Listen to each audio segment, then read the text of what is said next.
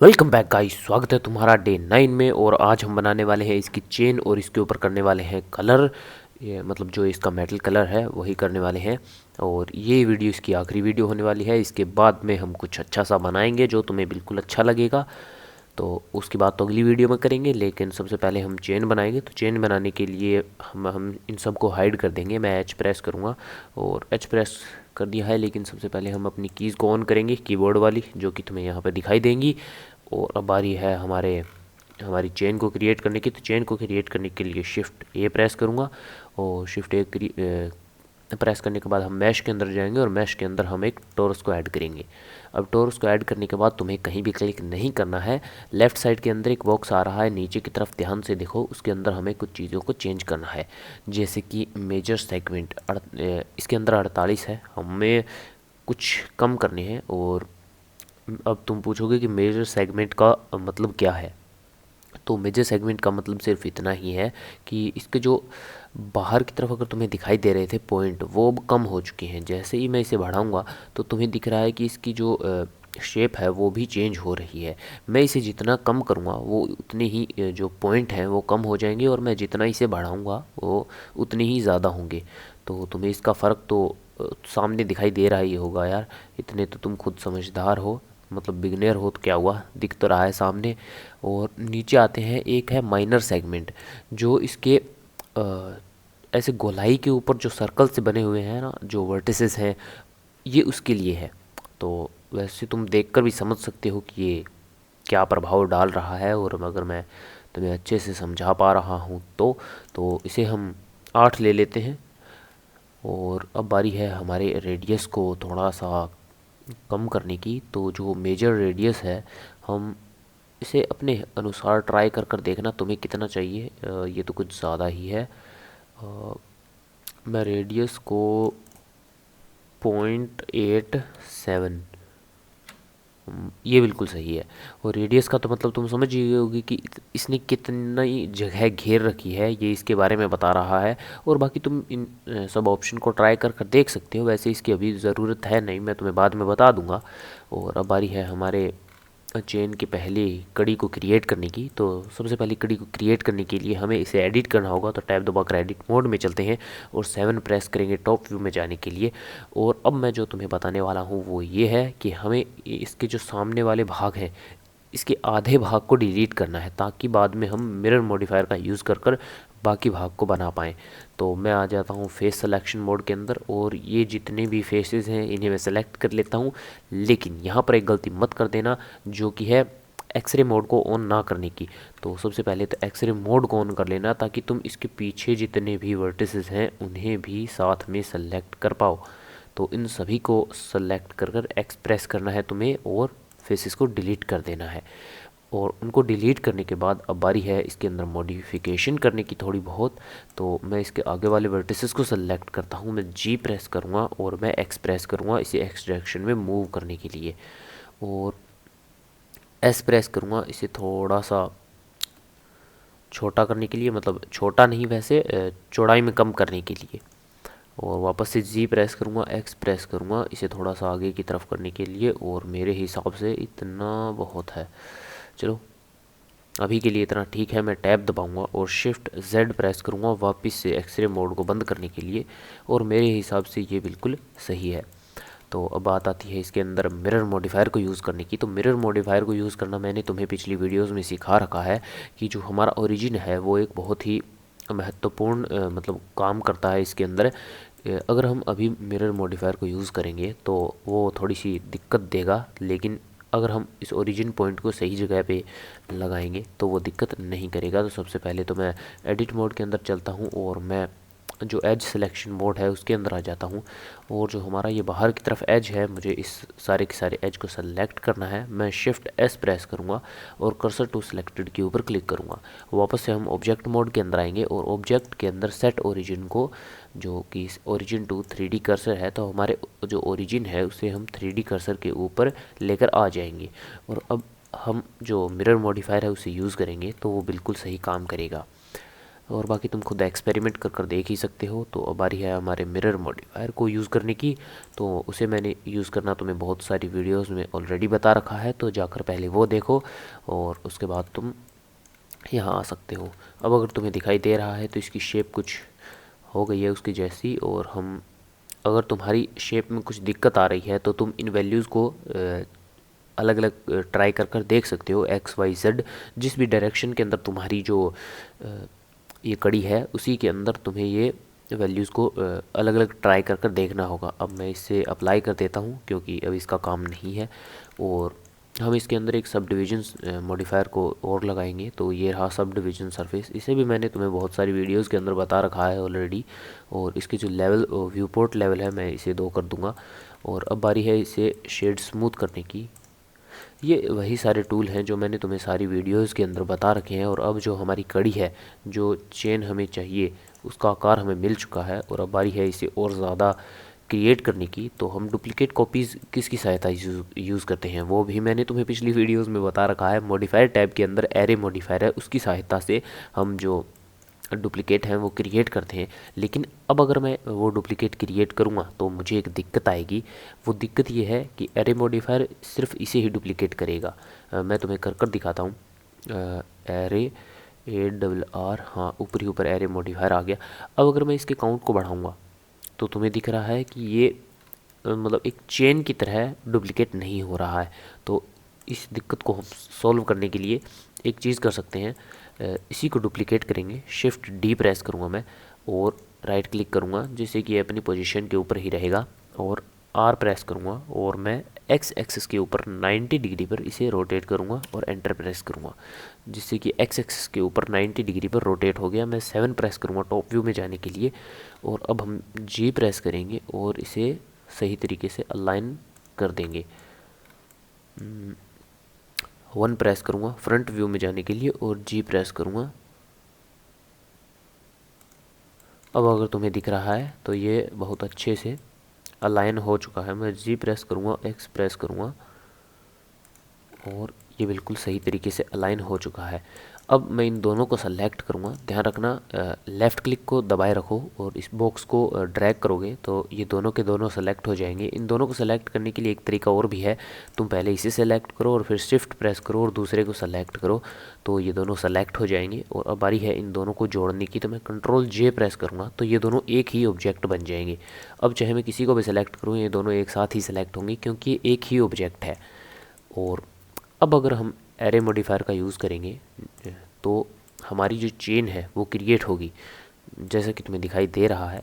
हमें इतने ही जो काउंट है वो नहीं चाहिए तो हम काउंट को भी बढ़ाएंगे। लेकिन अभी इसकी पोजीशन को सही कर लेते हैं जो कि एक्स एक्सिस के अंदर है। मैं इसकी एक्स एक्सिस पोजीशन को बढ़ाऊंगा नहीं, घटाऊंगा। और बिल्कुल अब हमारा बिल्कुल जो चेन है वो रेडी है। और अब हम इसके काउंट को बढ़ा सकते हैं। तो क्या लगता है हमें कितनी बड़ी चेन चाहिए? मैं इसे 50 कर देता हूँ।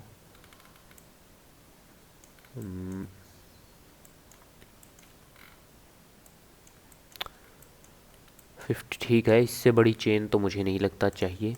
चलो 60 कर देते हैं। और इससे बड़ी चेन की ज़रूरत तो हमें बिल्कुल नहीं पड़ेगी। और मैं इसे अप्लाई कर देता हूँ एरे मॉडिफायर को। और अब हम फ्रंट व्यू पे चलते हैं। और ये कुछ ज़्यादा ही बड़ी है मेरे ऑब्जेक्ट से, तो उतनी तो हमें नहीं चाहिए। सबसे पहले तो हम अपने ऑब्जेक्ट को अनहाइड करेंगे। तो मैं ऑल्ट एच प्रेस करूँगा जिससे कि जो हमारा मेडल है वो अनहाइड हो गया है। और हम मेडल को सेलेक्ट करेंगे। नमपैड के ऊपर जो पीरियड की होती है उसे प्रेस करेंगे। और जो हमारी इमेज थी उसे हम अनहाइड करेंगे। मैं एच प्रेस करूँगा इमेज को सेलेक्ट करके तो वो अनहाइड हो जाएगी। और अब तुम्हें दिख रहा है तो हमारी जो चेन है वो कुछ ज़्यादा ही बड़ी है और इतनी बड़ी तो हमें नहीं चाहिए। तो मैं एस प्रेस करूँगा और इसे हम थोड़ी छोटी कर लेते हैं जितनी हमें चाहिए। मैं जी प्रेस करूँगा, इसे थोड़ा अलाइन कर लेते हैं इसके हिसाब से ताकि हमें ये पता चल जाए कि हमें कितनी बड़ी चेन चाहिए। जी प्रेस करूँगा और एस प्रेस करूँगा।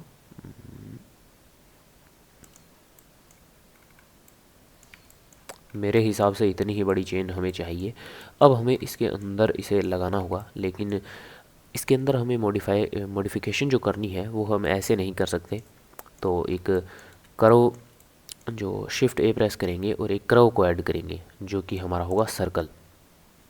कर्व को ऐड हम इसलिए करेंगे क्योंकि जो हमारी जो ये चेन है ये एक मैश है और इसके ऊपर हम एक मॉडिफायर को अप्लाई करेंगे जो कर्व मॉडिफायर है, जो कि एक कर्व को लेता है और उस कर्व के अनुसार वो जो हमारा ऑब्जेक्ट है उसे ढाल देता है। जो ये हमारा कर्व है इसके ऊपर हम इस चेन को अप्लाई करेंगे जिससे कि ये चेन इस कर्व के अनुसार अपने जो रूप है उसे ढाल लेगी। तो मैं वन प्रेस करूँगा और फ्रंट व्यू में चले जाएंगे और अब हम इस सर्कल को थोड़ा सा एडजस्ट करेंगे इस मेडल के मुताबिक जैसा कि हमें चाहिए। और मुझे 3 प्रेस कर कर साइड व्यू में जाना होगा। हाँ, अब ठीक है। जी प्रेस करूँगा और ये जो सर्कल है इसे थोड़ा सा सही करेंगे हम। 7 प्रेस करूँगा और वापस से हम इस सर्कल को सही करेंगे थोड़ा। हाँ, अब ये बिल्कुल सही है जैसा कि हमें चाहिए।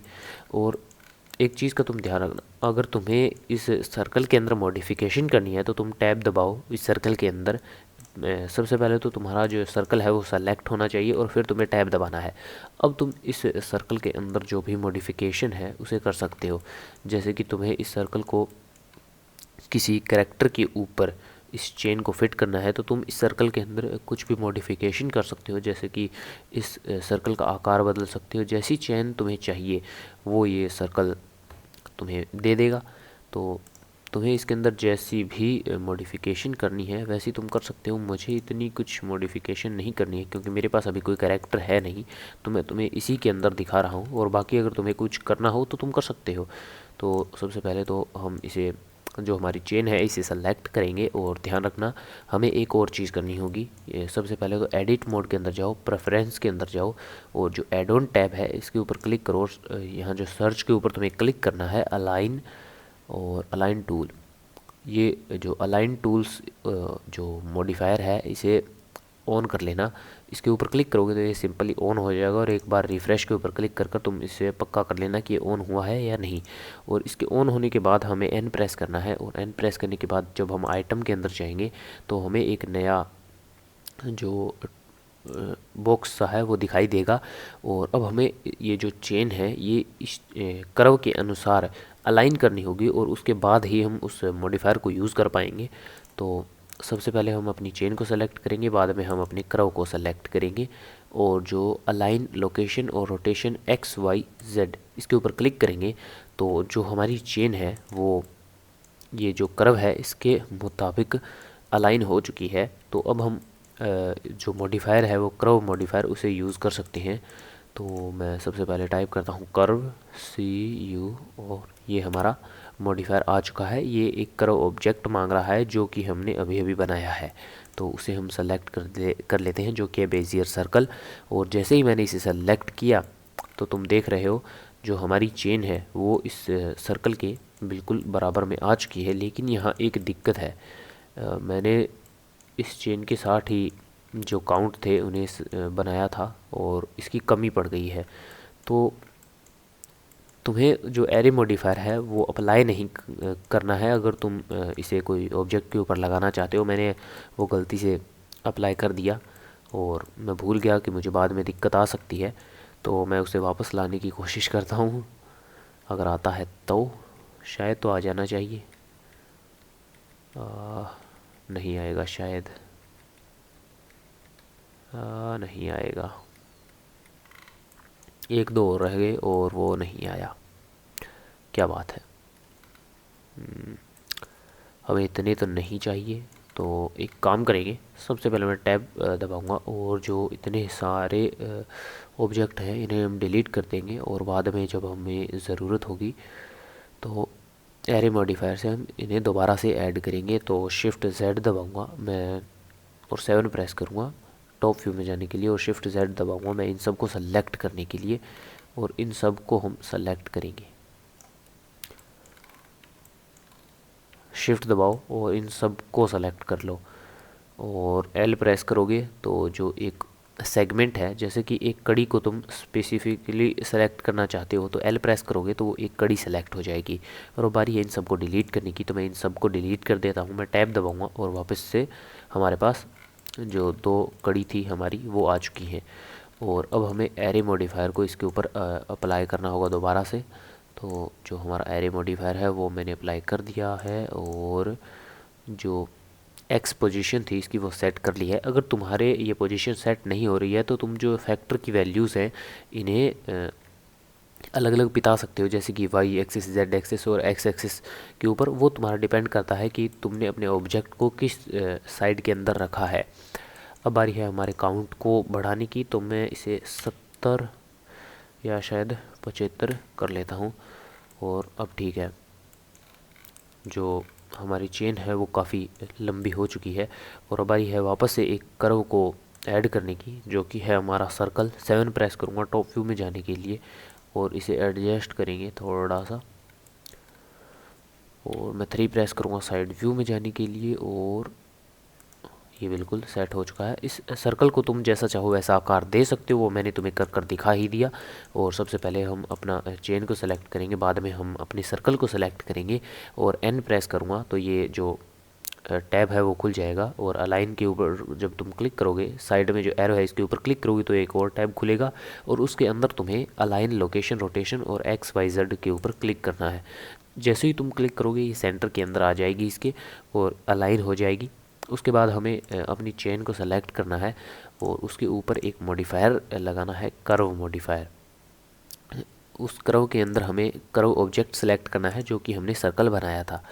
तो अब तुम देख रहे हो तो ये बिल्कुल सही आ गई है। और सही क्या आ गई है, इसके अंदर कुछ ज़्यादा ही जो काउंट है इन कड़ी का वो ज़्यादा ही हो गया है, तो उसे हमें थोड़ा सही करना होगा। वो हमें इतनी ज़्यादा कड़ी नहीं चाहिए, तो जो काउंट है वो हम थोड़ा सा कम करेंगे। और इसे तुम अपने हिसाब से एडजस्ट कर सकते हो कि तुम्हें कितनी जो कड़ी है वो चाहिए। और अब अगर तुम्हें दिखाई दे रहा है तो जो हमारी कड़ी है वो इसके ऊपर अटक चुकी है, मतलब अटकी नहीं है। इसके अंदर हम एक और कड़ी अगर ऐड करेंगे तो वो कुछ अलग ही दिखेगी, और वैसा हमें नहीं चाहिए। तो हम एक काम कर सकते हैं, और वो काम है कि हम इसे थोड़ा सा आगे की तरफ बढ़ा सकते हैं। तो क्या लगता है, मुझे करना चाहिए? एक और काम भी कर सकते हैं हम अपने इस सर्कल को सेलेक्ट करेंगे, और मैं इसे थोड़ा सा जी प्रेस कर कर इस साइड करूँगा, तो मेरे हिसाब से मेरी बात बन जानी चाहिए। वापस से हम अपनी कड़ी को सेलेक्ट करेंगे, और मैं इसे अगर बढ़ाऊँगा तो हमारी बात बन गई। ये लो, हमारी दिक्कत सॉल्व हो गई। और अब आ रही है इन सब को अप्लाई करने की, तो मैं कर्व मॉडिफायर को अप्लाई कर देता हूँ। और एक गलती कर दी मैंने, कंट्रोल जेड दबाऊँगा। हमें मॉडिफायर जो है वो ऊपर से अप्लाई करने होते हैं, जैसे कि पहले हम एरे मॉडिफायर को अप्लाई करेंगे और बाद में हम कर्व मॉडिफायर को अप्लाई करेंगे। तो अब तुम्हें दिख रहा है तो सब कुछ सही है। और एक चीज़ की दिक्कत है, जो हमारी चेन है वो बहुत बड़ी है हमारे इस हैंडल से। तो हम चेन को सेलेक्ट करेंगे और एस प्रेस करेंगे इसे छोटा करने के लिए, जो कि मुझे पहले ही करना चाहिए था, लेकिन मैं अब कर रहा हूँ। एस एस एस, इसका जो आकार जो भी कुछ तुम्हें बदलना है वो पहले ही बदल लेना इस सर्कल का, और बाद में करोगे तो कुछ ज़्यादा मतलब बेहतर होगा, अच्छे तरीके से तुम कर पाओगे। और हमारा मेडल तैयार हो चुका है। अब बारी है, और इस सर्कल की मुझे अब ज़रूरत नहीं है तो मैं इसे डिलीट कर देता हूँ। अब बारी है हमारे मेडल के अंदर जो मटेरियल है वो ऐड करने की। तो सबसे पहले तो जो हमने इनके अंदर मटेरियल ऐड किया था वो डिलीट करने की बारी है पहले तो एक विंडो और ओपन करेंगे, उसके अंदर हम शेडर एडिटर को ओपन करेंगे, और मैं एन प्रेस करूँगा। और जो तुम्हें ऊपर दिख रहा है ये एक कट का निशान, इसके ऊपर क्लिक करोगे तो जो मटेरियल पहले इसके ऊपर लगा हुआ था वो डिलीट हो जाएगा, और हमें पहले वाले मटेरियल को डिलीट करना है। तो इन सब को डिलीट कर दो जिसके ऊपर ये लगा हुआ है। और अब बारी है हमारा जो मेडल है इसे एक सिंगल ऑब्जेक्ट बनाने की, तो जो मैंने तुम्हें अभी अभी बताया कि हम इन सबको सेलेक्ट करेंगे और इनको एक ऑब्जेक्ट बना देंगे। तो मैं जैसे ही कंट्रोल जे प्रेस करूँगा तो ये एक सिंगल ऑब्जेक्ट बन जाएंगे। और अब मैं न्यू के ऊपर क्लिक करूँगा तो हम इसके ऊपर एक नया जो मटेरियल है वो ऐड करेंगे। तो नया मटेरियल ऐड, मैं तुम्हें इन नोड्स के बारे में अभी तो कुछ ज़्यादा नहीं बताने वाला। हम बाद में बहुत अच्छे अच्छे जो टेक्सचर और जो मटेरियल्स हैं उन्हें क्रिएट करेंगे, लेकिन अभी के लिए मैं तुम्हें ज़्यादा नहीं बताने वाला। जो इसके अंदर प्रिंसिपल BSDF जो ये दो नोड्स तुम्हें दिखाई दे रहे हैं, जब हम न्यू के ऊपर क्लिक करते हैं तो जो दो नोड हमें मिलते हैं, ये इसके अंदर जो प्रिंसिपल BSDF है ये हमारे बहुत काम आता है और लगभग हम इसी को यूज़ करते हैं। तो जो इसके अंदर एक मेटेलिक नाम का बाहर सा तुम्हें दिखाई दे रहा होगा, जिसे तुम स्लाइड करोगे तो इसकी वैल्यू है वो बढ़ रही है। और मेटेलिक से तुम्हें पता चल रहा होगा कि जो ये है, ये हमारे जो लोहे की चीज़ें हैं उन्हें उनके ऊपर टेक्सचर करने के काम आता है। तो इसका जो कलर है, मतलब जो इसकी प्रॉपर्टीज़ हैं उससे हम मेटेलिक कर सकते हैं। अभी मेरे पास कोई लाइट नहीं है तो तुम्हें दिखाई नहीं दे रहा होगा, तो तुम कोई भी HDRI टेक्सचर है वो डाउनलोड कर सकते हो इंटरनेट के ऊपर से, जो कि एक पॉलीहेवन साइट है। उसके ऊपर जाओगे तो तुम्हें बहुत सारे HDRI मिल जाएंगे। HDRI सिंपल से जो 3D इन्वायरमेंट है वो होते हैं, जिनकी 3D इन्वायरमेंट की लाइट होती है। जैसा कि मैं तुम्हें अभी दिखाता हूँ, मेरे पास 2-3 HDRI हैं। तो जैसे ही मैं इन्हें ओपन करूँगा ये 3D इन्वायरमेंट और लाइटिंग दोनों देते हैं। तो जिससे कि हमें अपने ऑब्जेक्ट के ऊपर लाइटिंग के ऊपर इतना ध्यान देने की ज़रूरत नहीं पड़ती। वो हमारा काम चल जाता है इनसे, और नहीं चलता तो बाद में हमें क्रिएट करनी ही पड़ती है, लेकिन इनसे हमारा लगभग काम चल जाता है। तो तुम इन्हें यूज़ कर सकते हो अगर तुम चाहो तो। अभी के लिए तो मैं इसे यूज़ कर रहा हूँ क्योंकि मैं लाइटिंग इसके ऊपर नहीं करने वाला खुद से। अगर तुम्हें दिखाई दे रहा है तो ये कुछ कुछ मेटेलिक सा लगने लग गया है। और मेटेलिक लगने की एक सबसे बड़ी बात है जो रफनेस। रफनेस को अगर तुम बहुत ही कम रखोगे तो ये बिल्कुल ही जो कांच होता है उसके जैसा हो जाएगा। रफनेस का मतलब सिर्फ इतना ही है कि वो कितना ट्रांसपेरेंट होना चाहिए। पानी की जो परत होती है उसके ऊपर रफनेस नहीं होती, जिसके कारण हम उसके ऊपर अपना चेहरा देख पाते हैं। और अगर हम उसे बढ़ा दें तो जो वो कांच की तरह, जो पानी की तरह, वो जो क्लियरिटी है वो हमें नहीं मिलती। आई होप तुम्हें समझ में आ रहा होगा, अगर नहीं आ रहा तो तुम मुझसे कमेंट में पूछ सकते हो। और इसका कलर भी तुम चेंज कर सकते हो अगर तुम्हें कुछ करना है तो। बेस कलर के अंदर जाओगे तो तुम इसका कलर भी चेंज कर सकते हो। और मैं इसकी जो रफनेस है वो थोड़ी सी कम कर देता हूँ। हाँ, इतना ठीक है। और ये भी ठीक है। इसके अंदर हम बहुत सारी चीज़ें कर सकते हैं, मुझे करनी तो थी लेकिन अभी के लिए मैं उतना नहीं करने वाला। जैसे कि हम इसके अंदर एक नॉइज़ टेक्सचर ऐड कर सकते थे, कलर रैंप से उसे थोड़ा एडजस्ट कर सकते थे। करने के लिए तो बहुत सारी चीज़ें हैं, लेकिन मैं अभी तुम्हें इन नोड्स के बारे में नहीं बताने वाला। आने वाली वीडियोस के अंदर मैं ज़रूर बताऊंगा। और अब इस सेम मटेरियल को हमें इस चेन के अंदर भी अप्लाई करना है। तो सबसे पहले हम अपनी चेन को सेलेक्ट करेंगे और उसके बाद न्यू के साइड में जो तुम्हें एक गोला सा दिखाई दे रहा है उसके ऊपर हम क्लिक करेंगे और जो हमने अभी भी मटेरियल क्रिएट किया था उसे इसके ऊपर अप्लाई कर देंगे। तो हमारी चेन और इसके पास सेम मटेरियल है जैसा कि तुम्हें दिखाई दे रहा है। और इसका मटेरियल हम आने वाली वीडियोस के अंदर अलग अलग ट्राई कर कर देखेंगे। अभी के लिए तो इतना ही, मिलते हैं अगली वीडियो में।